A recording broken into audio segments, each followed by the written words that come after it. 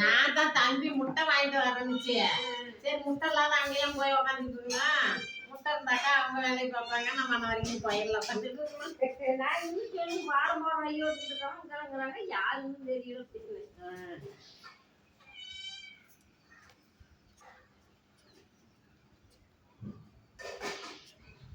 இது என்னமா வலிக்கு கொஞ்சம் வலி நின்றுக்குமே நப்பினா கொஞ்சம் வலி